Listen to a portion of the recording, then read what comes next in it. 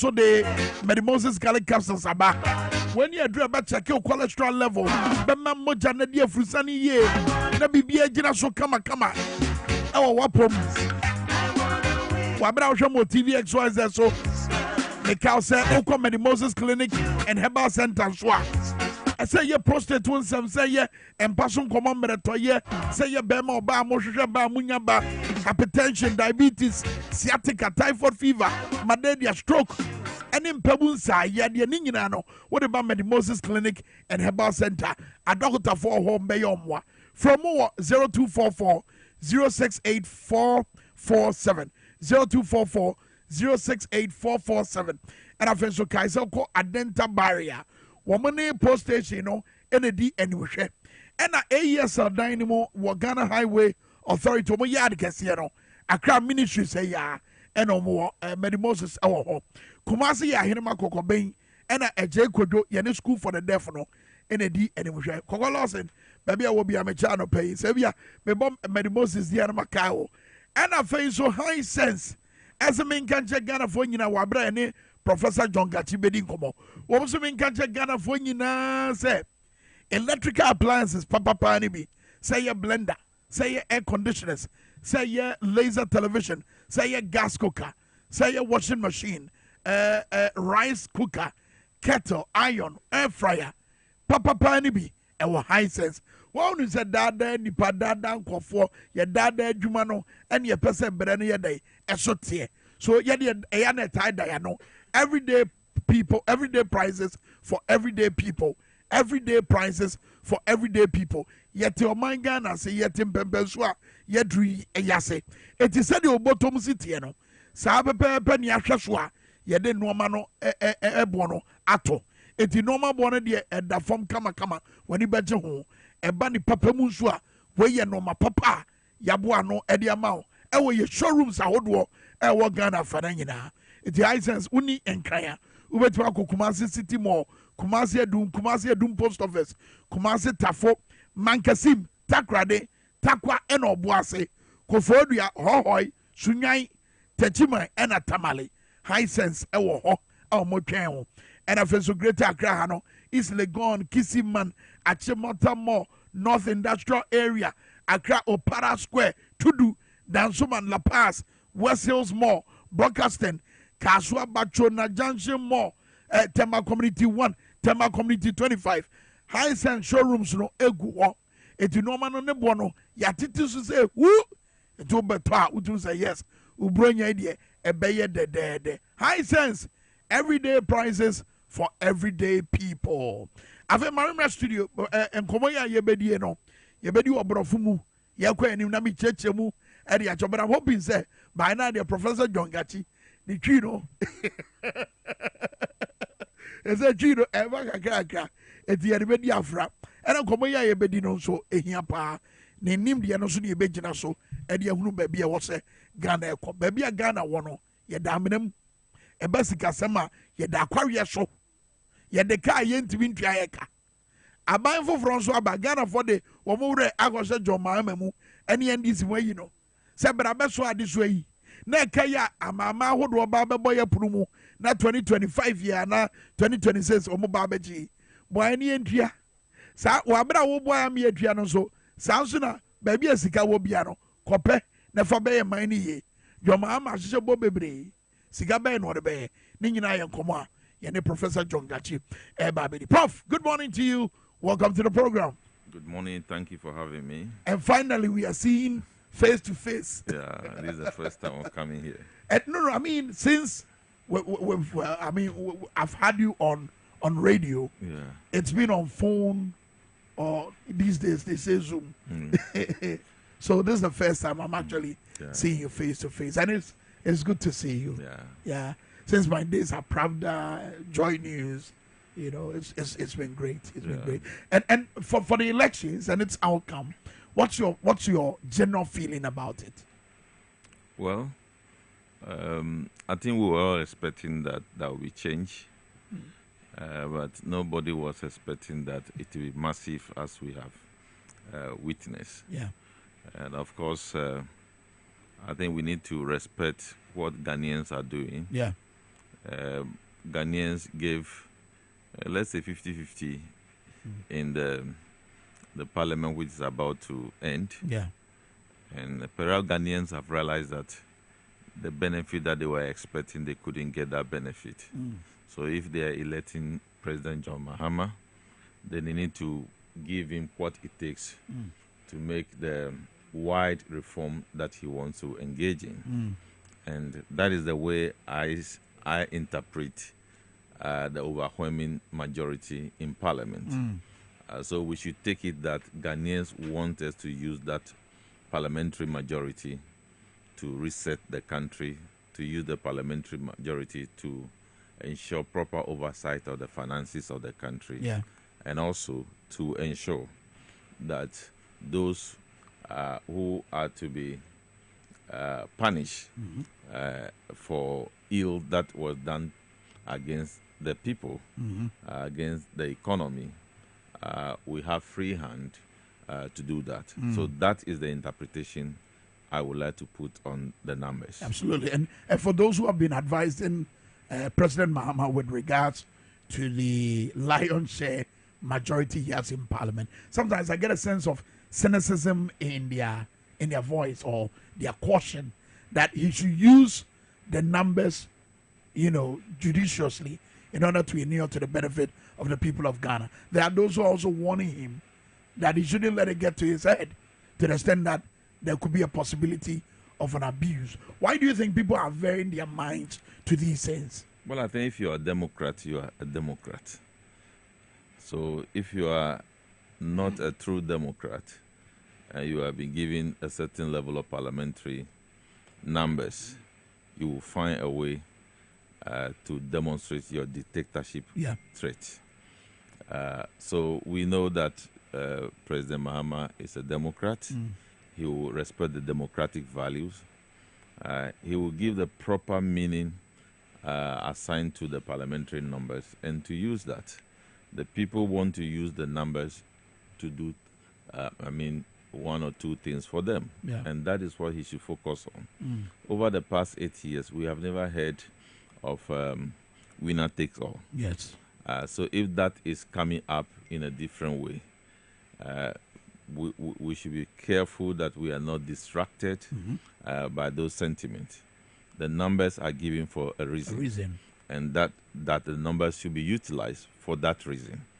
And what about those that Johnson Asiedu calls mini or micro minority?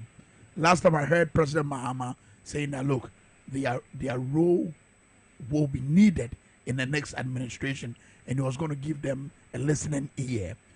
And their voice is going to be drowned by the gargantuan majority in Parliament, making it difficult for their views to be heard. Well, if you're not careful and you listen to all the things coming up, you will tend to forget the purpose of which the numbers are given. In fact, I think 92-93, we have Olin Hawa Yakubu in Parliament, but her voice was heard. She made great impact. When NDC had minority, the voices were heard. Great impact. When MPP had minority in Parliament in the past, their voices were heard. So there's no difference in the parliamentary minority and majority in the past. Their voices will be heard through their work in Parliament. Their voices will be heard through their contribution towards the oversight in Parliament. I believe the convention is that if you are in opposition, you are you select the chairman of committees, public account committee, and the rest.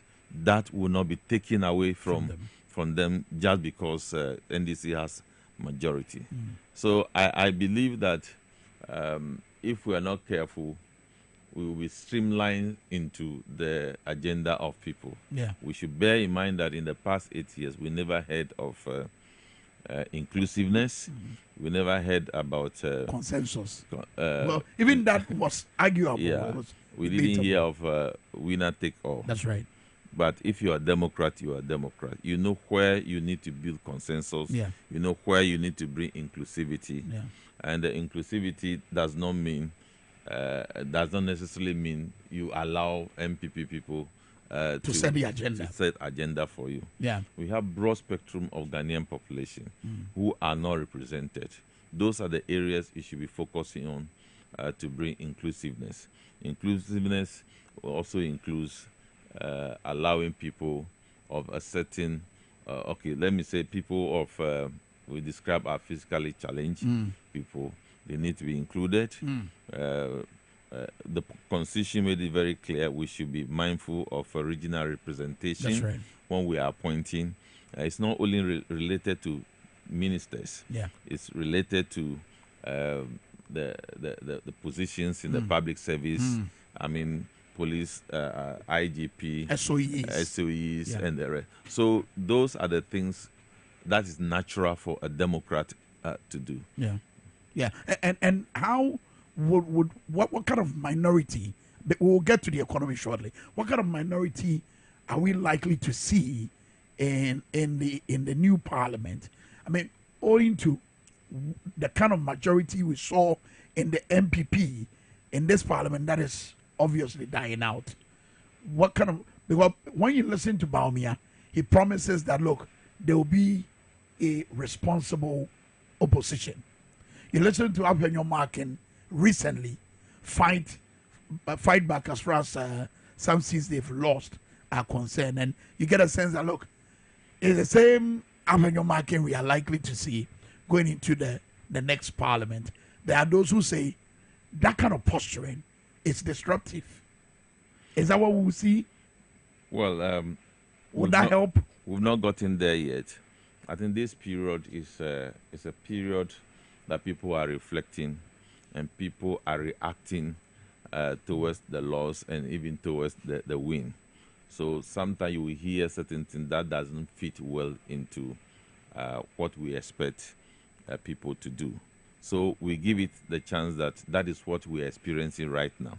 But when we start with a new parliament, it is then that we'll see the posture, whether they want to be very aggressive for non-issues, they want to be aggressive for nothing.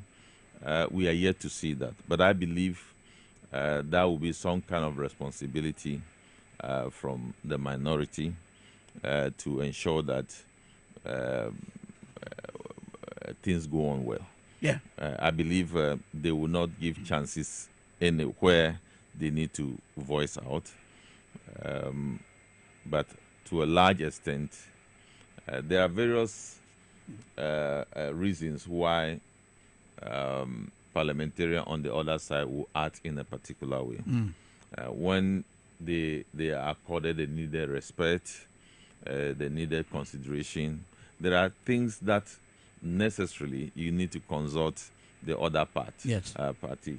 So when all those things are done on regular basis, you have no reason to become very resentful towards the majority and towards the government. I believe it's not supposed to be the idea that the minority want to derail the effort of government, but they will make their voices heard. But I believe with the numbers, the decision may not go in their favor. And I'm pushing this because of what's been happening lately. And you realize that the transition team have even raised a concern about it, that, look, last minute recruitment going on, signing of contracts, and you feel as though this government is yet to appreciate the magnitude of the destruction caused to the Ghanaian economy and what it even portends for the future. And that's the reason I'm raising this concern as to what kind of minority we are going to see, whether they'll be disruptive or they would rather join the government to salvage the situation. I think the purpose of minority is not to join government, if not so, it will be a one-sided. They would definitely criticize government, support government where it needs to be supported. But when it comes to appointment and the payment of certain things. I think that good practice elsewhere. We all do know that when elections are about to be held, the outgoing government is not supposed to be engaging in certain contracts. That's right. We know that. It's not supposed to engage in certain strategic recruitment for the various ministries and then sectors we have in the country. That is a trite knowledge. So if you are appointing, in fact, I've heard some people call me, they are appointed, I will not mention the institution, they are appointed to this institution, they are supposed to start work on 23rd or so of this month. Wow. And then some were asking, and in fact the position they are occupying in the private sector is equally good, but where they are going seem to be higher than where they are now. So they were asking whether they should take the appointment because perhaps they want to tease my mind to know whether they are going to be taken off or not. And I have to tell them that I have no answer to that. But I asked them, they themselves, what do they think? You are appointed in December, and you are supposed to start work on 23rd December, and then we break. Then you come back. You yourself, don't you think that there is something wrong with that? So, it's not everything that is written that there are certain contracts. You may be claiming that you have power up to January 6th, but you can't abuse that power. You can't undermine, what is right to be done within the governance setting of a country. And that's really serious. For any Professor John Gachi, NAD Nkomo, and Ope with Dwaboase Power 97.9. Yesika 7, but me can say on the 24th of December, or no, say Akwaya Giebe Funny, ka 2010 no be adwuma, o tu no fo. O tu no fo bisebisa den sem. Say wa time ya fa. Anytime I will be adwuma, wan kasa dwen ho. By on the 24th of December, you betcha 20,000 Ghana cedis e wo dwumadie so eye mensa ka power jackpot enti no so twegu baabi ebra no so a na wato na watimi enya sikani bi. Prof, moving into the economy, what kind of economy is this outgoing administration handing over to the President Mahama administration? I mean, we are aware of the haircuts, we are aware of our debt level and even debt sustainability questions. We are aware of the fiscal space. But if you're to sum it up, how bad is the situation? Well, I think, as you said, we know all those things already. What is important is what strategy is the new government coming out with to deal with the issues. We do know that we have very high food inflation on hand. And if you have very high inflation, food inflation, it means that you are disturbing the average person. That's right. Because the average persons need to have good access to food, have good access to shelter, and good access to some security. So if these things are captured to be very expensive for them, it means that is a sign that we have a duty to ensure that the new government arrests food inflation to lower the cost of living of the average Ghanaian. That is a work that should be done. And that work is also linked to the issue of productivity. There are low-hanging issues that to implement quickly to increase the productivity of food items in the country. So that is something that the new government should. Like which ones? For example, we are net importers of even corn. That's right. We are net importers of so many things that we are consuming on the market. So we need to revive production of those things. And that is why the Agric Ministry, the Finance Ministry, Trade, and Bank of Ghana, there should be a design collaboration now going forward, because Bank of Ghana cannot reduce food inflation by itself. It can only do that by collaborating with the productive sectors of the economy to ensure that we target certain crops that are very, very, very important to lower food inflation in the country. That should be an agenda that should be executed. And you see, Prof, promptly. that's the reason I was asking, is this government aware of the state in which our economy is and the kind of economy they are handing over to the Mahama administration? And I say this because MC Amwame, Mofa video no John Joseph Yamin video no enter screen. So we are in a situation where the outgoing government, of course, is going.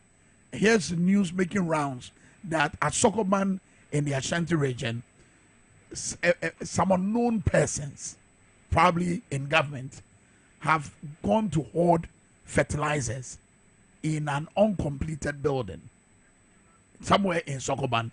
Until recently, Honorable Joseph Yamin, the national organizer of the NDC, together with his men, went there to figure out what was going on. Wouldn't have known this. He also tells us this morning that the situation of Sokoban is not the only one. There are other instances similar to this. We are in a situation where you're saying that, look, we need to take a closer look at dealing with food inflation, because that is what affects many homes. And the only way out, according to you, Prof, is that we look at our production. It is these fertilizers that can aid or facilitate, situations like this. But here we have this quagmire. So it's as if the outgoing government, it's either they are unappreciative of the mess they've put us in, or it's something else. Well, I want to focus on what we should be doing right now. It's very clear. We know. But this is germane. Yeah, we know from the implementation of the Planting for Food and Jobs how they were dealing with the fertilizer issues. And we do know that fertilizers are not supposed to be kept in warehouses. They are supposed to be used for... That's what I'm here. Uncompleted buildings. Yes, they are supposed to be used for farming. And fertilizers have expiry date. So if you keep fertilizer up to a certain point, perhaps you're keeping poison. Yes. So you can't imagine how people think. And I'm very sure that is not the only site in the Ashanti region.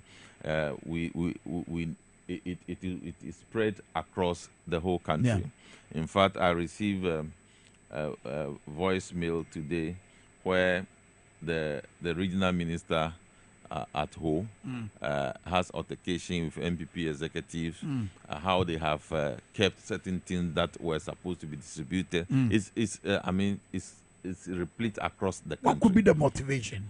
The motivation is greed, not being sensitive to the plight of the people. And I think the new government ought to understand clearly that per Article 36(1) of our Constitution, the economy is managed for the people of Ghana. That's right. So if you are doing things like this, it means that you don't have the people of Ghana at heart. So that should change from day one when the new government take power. Is sworn in to demonstrate that things will be done differently to win the public trust. We have a lot of goodwill now. That goodwill should be transformed into tangible activities for the people of Ghana. And would this vigilantism approach work? Will it in any way inspire confidence in the people that, look, the incoming administration have us at heart and will do everything possible to ensure food security going forward? I think what people are looking at is for the handing over to take place quickly. Because even though people appreciate that individual effort is leading to uncovering of some of these large-scale, inimical behavior towards the people of Ghana, they believe that the government should come quickly, then should put structures in place to recover all those things for the Ghanaians. I believe a lot of things will be recovered, not only in fertilizers. People are talking of even the drip machines That's right. that are being deployed. People are packing vehicles in certain places for a number of days after the declaration of the election. So things like that. And I hear some are also absconding. Cash. People are running away. Cash and co, are in the system. Yeah. So I think it should be a concerted effort by the new government to have a hold on all this things to help all of us. But talking about fighting food inflation and talking about productivity, you see, we also need to restructure the financial sector not to be distanced away from the rural economy. Okay. The rural economy is served better through the efficient running of cooperatives, efficient running of microfinance activities in the rural economy, and then some activities of savings and loans banks. Those things are very important to service the financial needs of the rural economy to engage in agriculture. And to a larger scale, I look at 2023 data of the financial support to agriculture. And the financial support from the financial institution to agriculture seem to be the lowest. However, in terms of non-performing loan, the agriculture sector churn out higher non-performing loan, which means that the risk in agriculture financing is real. And therefore, we need to do something to reduce the risk in agriculture financing through institutions that are already in place to be strengthened and then to be able to provide funding for people within the rural economy to provide, to engage in production for agriculture. And again, there are some innovation that are coming through agriculture. In fact, they are low-hanging. That's right. For example, community gardening, urban farming. Yes. Those are low-hanging. You do not need so much money to do that. It's just a matter of leadership to promote that. And we'll see a change in the landscape of agriculture and thereby reducing food inflation. How would that culminate into that change? I mean, these low-hanging fruits you mentioned of community farming and the rest, how do you get the people to rally around it? What is the leader going to say that will get the people to feel that, look, let's all get involved? The question, what did the Achampo tell the people? So it's all about leadership. So when the leader is focused and giving that direction, people will follow. In fact, I have a friend who told me yesterday that he has started some gardening. And when he started speaking about the prospect of the gardening, his friends also started. And so that's how it starts. That's how it starts. But we're talking about a country where a number of people are living in rented homes. So what are we talking about here? If you're living in rented home, you don't have a space for gardening. You are not forced to engage in it. But there are people. In fact, when you go to Accra, there are empty spaces all over. There are empty spaces all over. Those are the things we're talking about. What would it change? Community farming. What will it change? Yes. Yeah, it make the country productive in terms of food production. People have fresh food to eat. It affects their health, etc. Same country where people have acquired foreign tastes. I mean, they've adopted a certain love for things that are produced elsewhere. The vegetables are the same. They are not different. So there's not like foreign vegetable. People actually link these things to your status in life. Now, if you're seen to be buying things that are imported, let me tell you something. You're a big man. You know, formerly, Kofi Brookman. That's right. We thought that it's for low, but do you know the number of middle class, well-to-do people who love Kofi Brookman? Yeah. Do you know Kokonte, for example? That's right. Do you know the number of rich people who now appreciate Kokonte? Go to the market and see Kokonte's price, because a lot of people now see the health value in it and the rest. So those are the things. It's just about leadership. Those put in the agriculture ministry, the kind of leadership they provide will drive all of us into that destination. Okay, let's move to productivity. productivity here, for instance, what comes to mind for me is the 24-hour economy and many other policies related to jobs. What's that going to do to our economy? Well, productivity is everything. Productivity brings jobs. Productivity brings income. Productivity generates revenue. Productivity contributes to the growth of the economy. Yeah. And productivity made the economy stable. So that is what is going to contribute. But the immediate threats we face are our debts.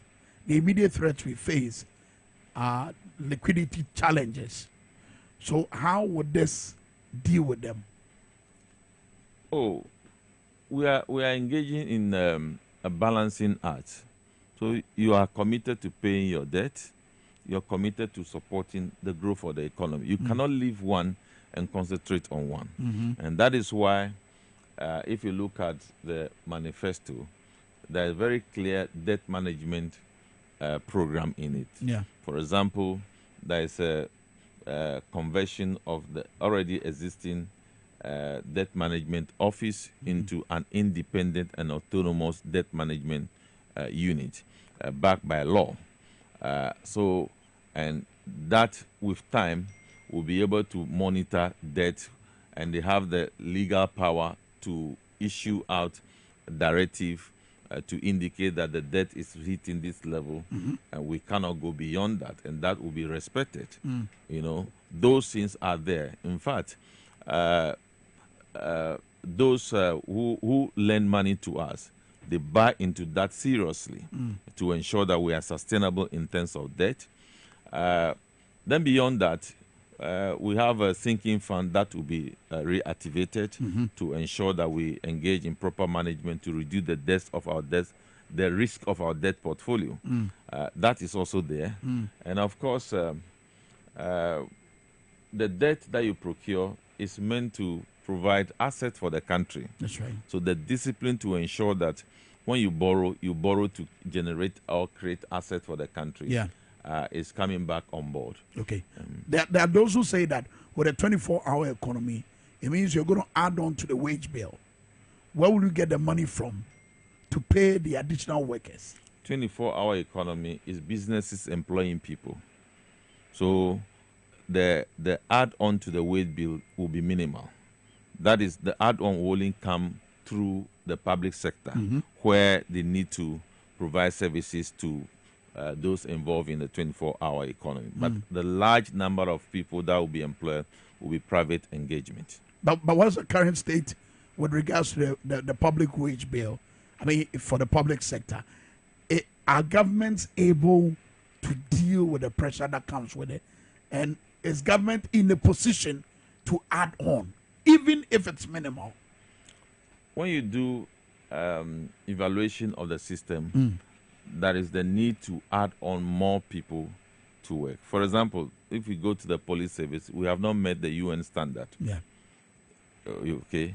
If you go to other services, we have not met the UN standard. Yeah. There are a lot of things we need to do to employ. But the problem has to do with how to finance it. That is why we have not met that. So it all depends on the way we do engagement. For example, we are talking about last-minute employment. That's in huge numbers. Yeah. Okay, already in some sectors, people even don't have the space to put their machines to work. So productivity over there is low.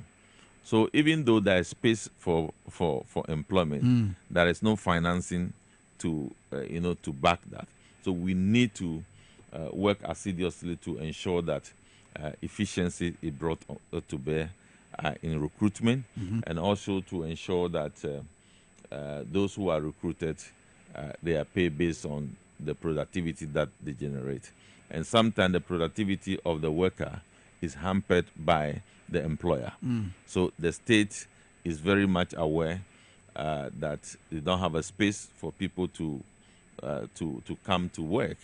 But for example, in this room, they know that this room can accommodate only 4 people, but they decided to bring 15 people here. So that lack of productivity is not because the worker doesn't have the ability to produce, but the employer is the one creating that situation. Okay, still on the 24-hour economy and what it hopes to cure.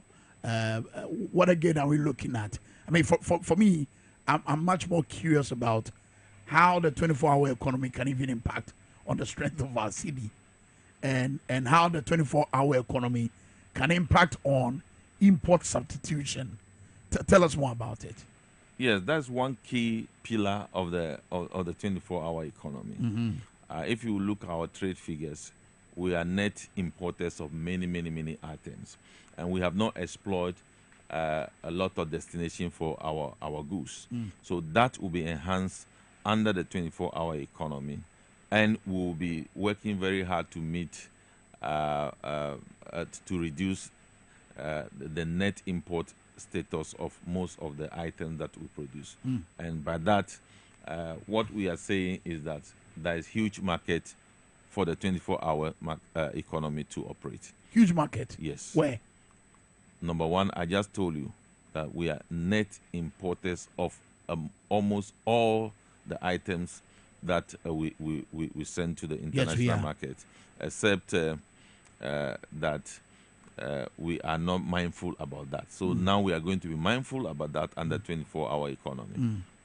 Palm oil, for example, we have not paid much attention. It's used for industrial purposes, for the production of soap, etc. But we are actually net importers in that. Gosh. So when we focus on that and say that no, we want to become net exporters, or we want to scale up our export in that area, much can be achieved through that.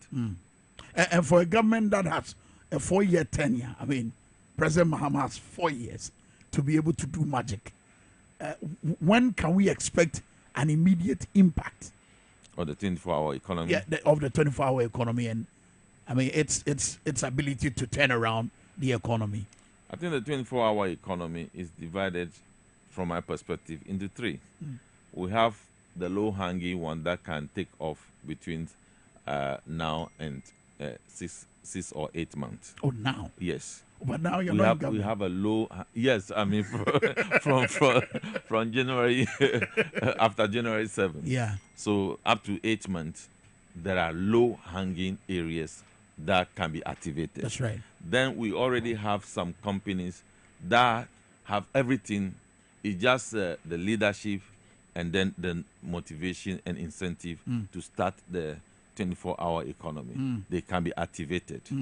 Then the rest can come on because others need some infrastructure, some need that services, some need legal provisions to be put in place to be rolled out. So that is how I see the 24-hour economy. I got a message from Isaac listening to us in Taifa. He said, please ask Professor John Gachi if the one district, one factories that would be left by President Akufo-Addo will be included in the 24-hour economy, and especially when there were arguments about their existence. He's just trying to rationalize how this is going to be operational. I mean, especially when there were arguments about whether they exist or not. Well, I think those things are under the policy issues of the government. So I believe we need to wait for the government to give out its policy understanding, and then how they want to deal with the one district, one factory issues. Yeah. And then to the city, the strength of the city, how the 24-hour economy can impact on that. The strength of the city is depend on demand and supply. So if you are bringing in more dollars through your export, and then you have reduced demand for import through the activities of the 24-hour economy, that definitely will have a good impact on the city. And would that be immediate? As I said, 24-hour economy in its entirety cannot be immediate, but there are low-hanging areas of the 24-hour economy that I see can be rolled out within 6 to 8 months. Can these low-hanging areas have an immediate impact on the strength of the city? Yes, when the 24-hour economy begin to yield fruit, it will have impact. And I believe the issue is not about when you start from January 7, then the next day you should see the CD stabilize. That's not how it is. So various measures are going to be put in place and they will yield fruit. Okay. Let's come to our debt as well, and how we, beyond paying our debts, how we are also going to manage a situation where it is ballooned going forward, because there are so many things President Mahama has put out that he's going to do. I've read Honorable Setekpe speak elsewhere and saying that they will go about smart borrowing. How does that come to play, in as much as we would want to manage our debts and deal with the debt situation? So I believe that with all that went on regarding DDEP, etc., you have seen that the government still was borrowing. Yes. So the new government will borrow. Okay? That's a reality. Yeah, that's a reality. But the issue is that, yes, smart borrowing, because you want to borrow to finance activities that are we call it self-financing or revenue project. That means they can pay for themselves. But in reality, in an economy, you don't have only self-financing projects. You have projects that will not pay for themselves, but they are strategic to influence development of the country. Okay. For example, if you go and put up a university which is needed somewhere, you are not expecting the university to pay for itself, but it is strategically important. So we have a balance between financing projects that come under revenue project, and then we have obligation to finance projects that foster social development and thereby contribute to economic development. They have benefit of their own.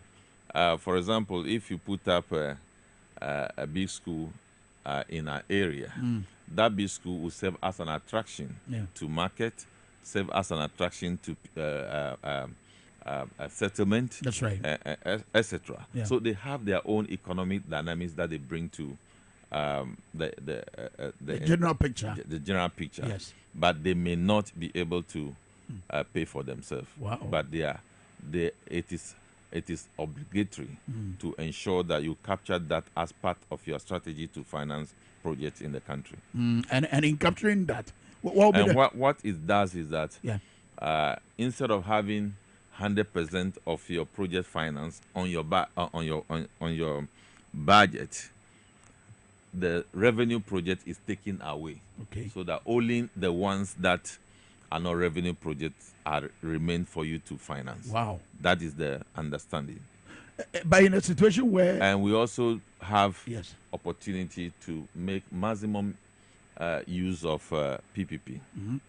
And if you read... What's PPP? That's a public-private partnership. Partnership, yeah. And we have started... I think about 12 years ago we have started. That's right.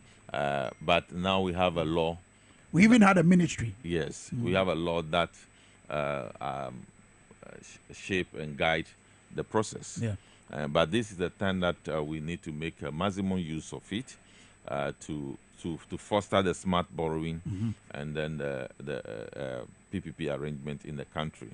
Of course, I also do know that in the manifesto it is stated that we are going to explore Islamic Development Bank to become a member of Islamic Development Bank. Yeah. If that happens, then it means that we have a multiple conduit of development finance support. Wow. So currently we have development finance support from African Development Bank, World Bank, and others. But if the Islamic Development Bank is added, then it means the benefit that countries derive from being members of Islamic Development Bank will also come to bear on us. So we have additional source of funding for our activities.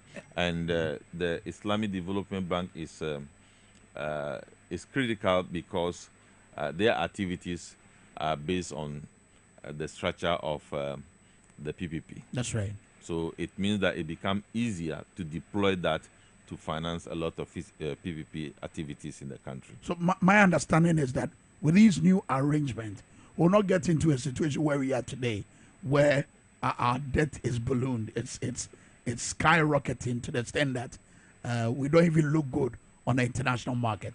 Is that what we are getting ourselves into? Yeah, so if you offload a lot of projects through the PPP arrangement, it means that they are not on your books, That's right. so to say. So you have contracted financing for projects in the country. Projects may be going on, but they are not actually on your balance sheet as a country. So that is the beauty about the PPP. And when it is structured well and it gets attraction. I think the volume of attraction for PPP projects in the country is minimal.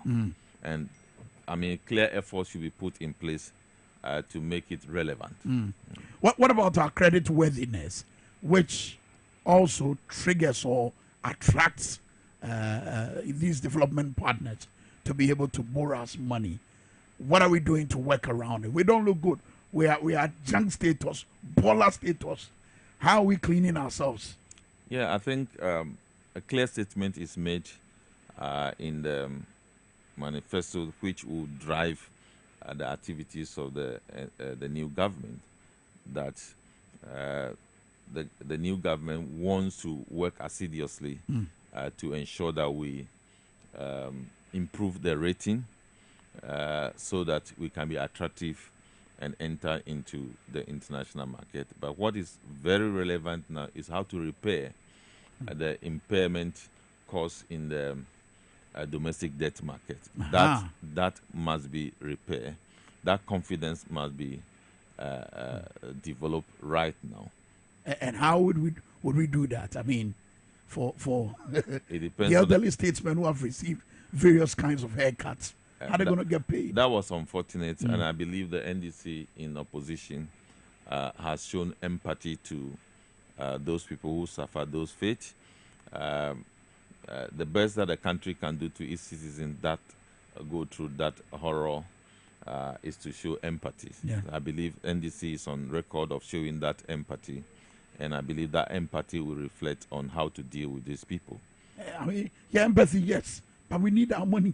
Yes. To be able to buy BP Pedro, to be able to fend for our grandkids. I believe you started hearing the word prioritize, to prioritize. Yes. Yeah, so if you empathize with those people, you prioritize how to ensure that they get their money. So that priority will come. And again, we need to ensure a clear signal of confidence into the entire financial system. That's right.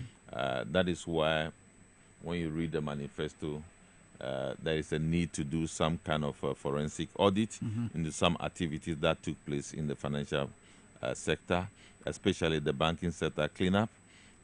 You need to revisit that to give hope to people, how some people were treated.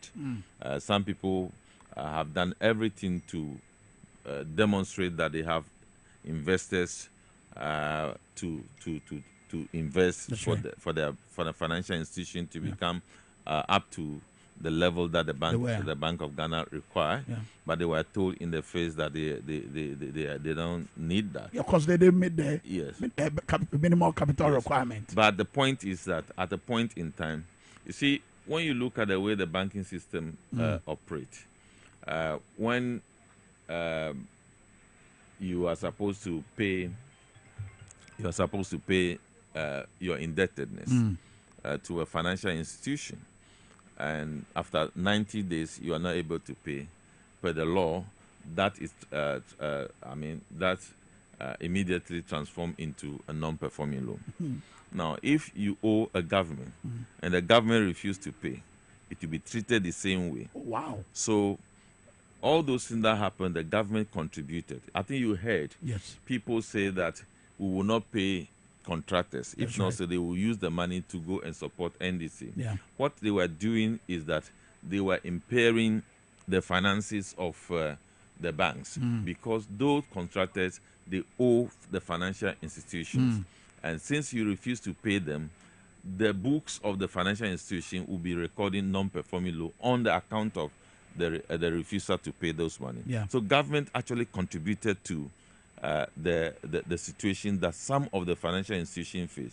And it's only fair to create a forum for people to vent what they went through, and perhaps those people who were at the helm of affairs come to say, I believe you are conversant with the National Reconciliation. Absolutely. Yes. So such a thing is needed. But what would be the end game? The end game is to know those who are fairly treated and those who are not fairly treated. And if those people who are not fairly treated, of course, the state has a responsibility that any of us who is not fairly treated by a state institution, the state has a responsibility towards those people, at least to show empathy, to repair whatever is damaged for the people. Yeah, but when you listen to the most of them, the owners of these banks, when you listen to their public utterances going into the elections, there was this semblance of trust that with John Mahama as president, their banks are likely to come back. Yes. Will it be a magic wand situation? No. You see, the idea is that they were not treated well. So they need to be subjected to a process to determine that, yes, they were not treated well. And when that is determined, then the next actions will follow.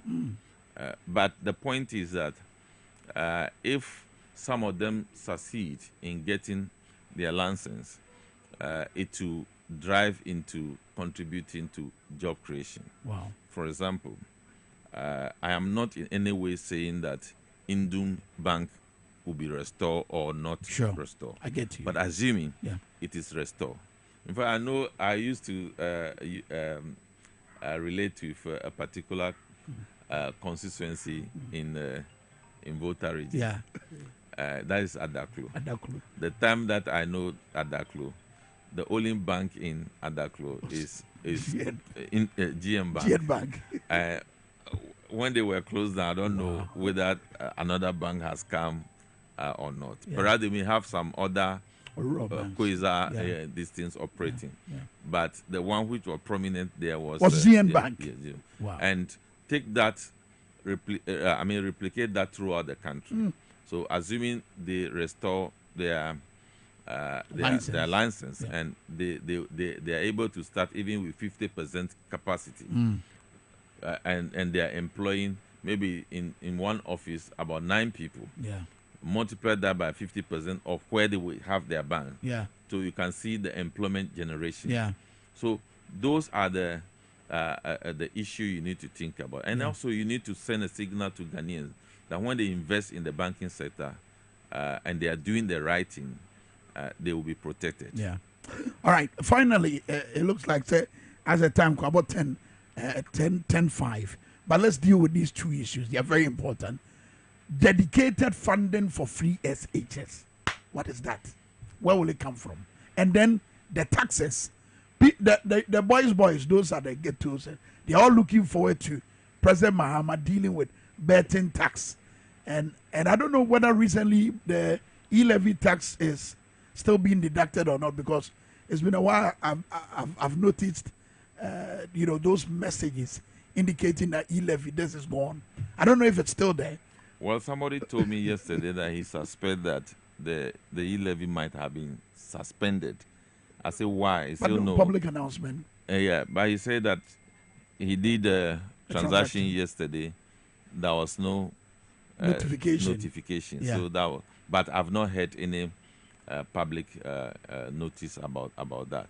So what's your view on or your advice on how government should go about it? Dedicated funding for free SHS and these taxes which it says they will clear off. Well, taxes that will be clear off will go through a process because it was enacted in Parliament. So it will go through the process to take them off, as the case is.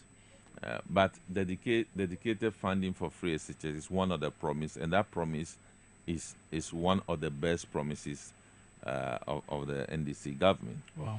Because You see, what we were doing was that we have actually disrupted the functioning of the Petroleum Revenue Management Act. See, we are to use 70% of the petroleum revenue on public investment infrastructure, and then 30% of the ABFA is supposed to be used for other things, include debt servicing and the rest.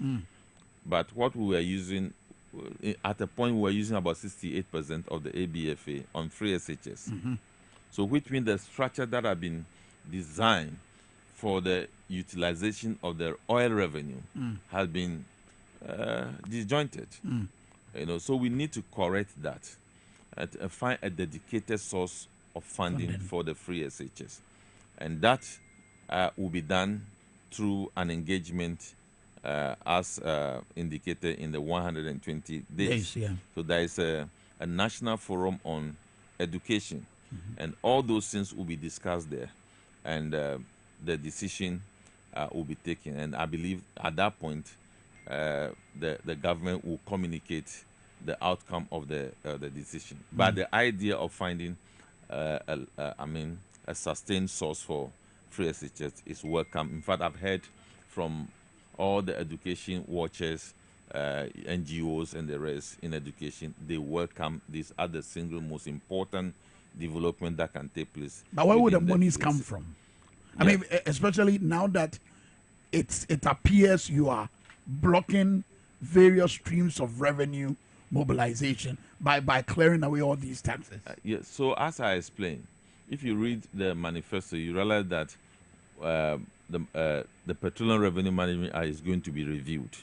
So I don't know whether the review will say that, okay, put this percentage in the of petroleum revenue to go to SHS funding. I do not know whether it will be a tax measure. I don't know. What would you advise? Tax measure or from the petroleum management then straight to the I believe a forum is created for all of us to go and make our view. But here's our forum. What's your advice? No, this is not a forum. The forum is the National Forum on Education. Professor John Gachi, you've been advising governments over the years on this score. I mean, what would you wish that the government would do? I would have indicated that if the president-elect were not to put out there that there will be a forum on free SHS. But so long as he has indicated that there will be a forum of free SHS, I think that will be the point of collection of ideas and advice to shape up for the distance for the takeoff. What would you say to those who are saying? But I am saying let's slap a free SHS tax on the people of Ghana. I mean, if we are being taxed, maybe it will help. Perhaps that's the one option, and I'm saying that I believe those options will be congregated at the national forum. Then we take a decisive decision on that. And you see, the idea is that when you have a forum and various stakeholders take a decision, it has a national representation, and that works very much for us. But what is very clear is that a dedicated funding for free SHS is important. Very well. Prof, your final words as we are wrapping up the conversation. I just want to thank you for inviting me. This is my first time of coming to the studio. So I'm very grateful. I hope you enjoyed yourself.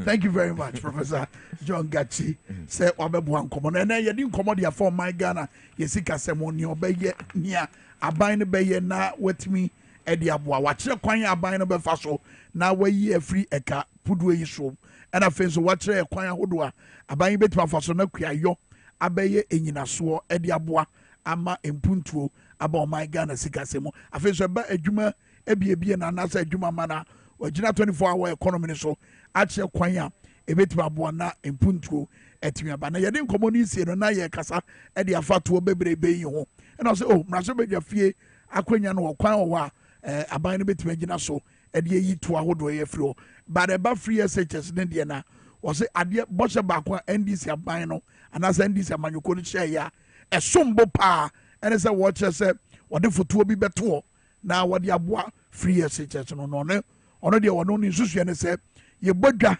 na yɛn nyina ɛbɛtena ase na yɛtoatoa adwene a ɛde yɛbɛhunu kwan a yɛde bɛfa so na yɛnyɛ sika ɛde agu fotoɔ no. Professor John Gachi, thank you so much for wobrɛ ne wadagye a wɔde abɛbɔ adwumadie no. Thank you. Very well, abusuafoɔ me da mo nyina ma so kyerɛ nyame yɛ adom a yɛbɛsan ahyia wɔ Dwaboase wɔ Power 97.9. Bye bye.